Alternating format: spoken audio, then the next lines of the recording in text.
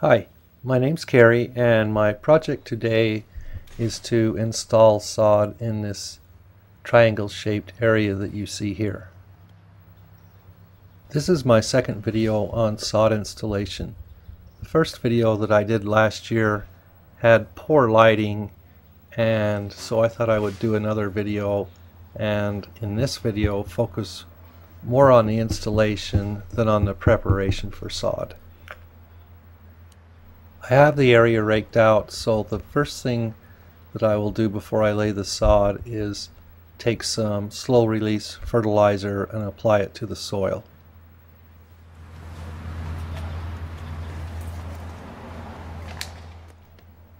The fertilizer I'm using is Sustain slow release fertilizer, which will help the new sod I'm installing stimulate root growth.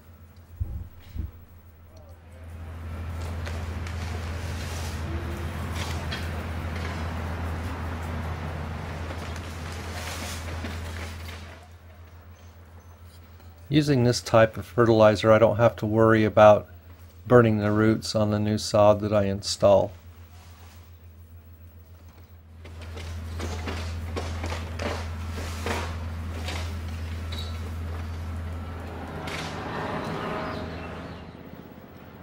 In any sod installation, the most important component of the whole project is the sod.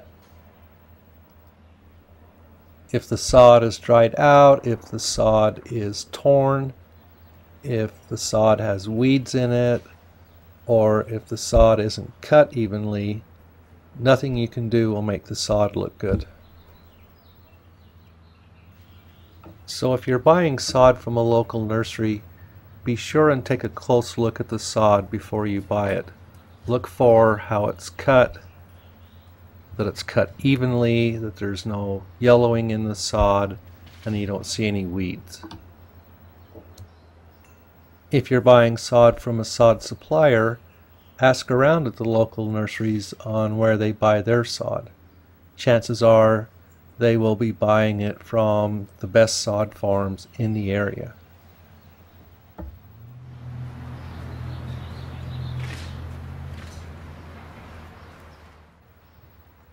After finding a sod supplier, the next question is what type of sod to install.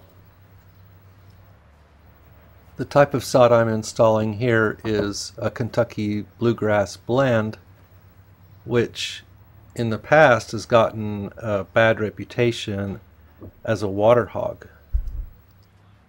But after talking to my supplier, they've made huge advancements in the last 10 years in how much water this Kentucky bluegrass will use. The sod I'm using here, called Bio Blue, uses half the water that the same type of sod used 10 years ago.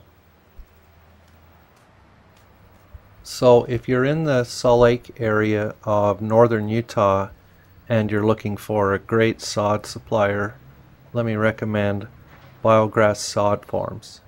They are located on 9980 South State in Sandy. I've been using their sod products for 8 years, and in a word, they are awesome.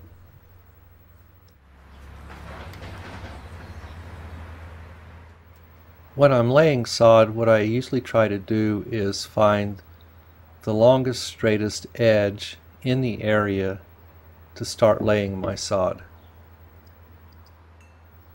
In this case, the longest, straightest edge was the sidewalk, and so that's where I started my installation.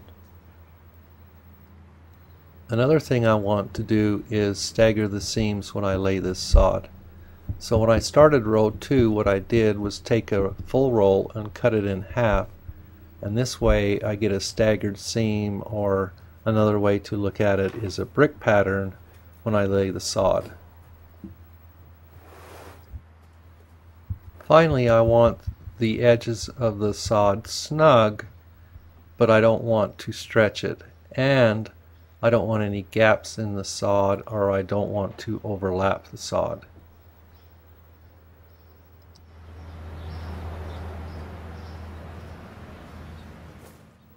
Another tip about laying sod is that you really need to lay the sod within 24 hours from the time you receive it.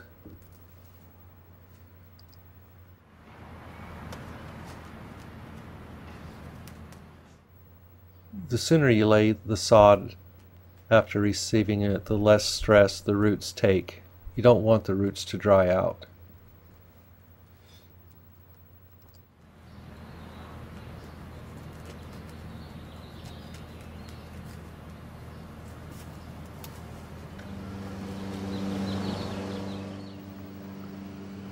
When trimming sod, I like to use just a heavy-duty knife, and if I need to make straight cuts, what I usually do is just throw down a straight edge and then cut to that straight edge.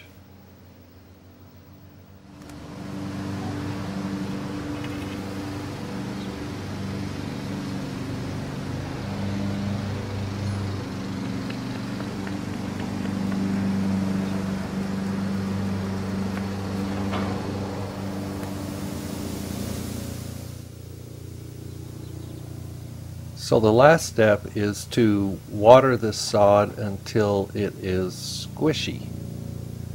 And by squishy, you'll know if you walk over and step on it lightly and water squishes up through the sod.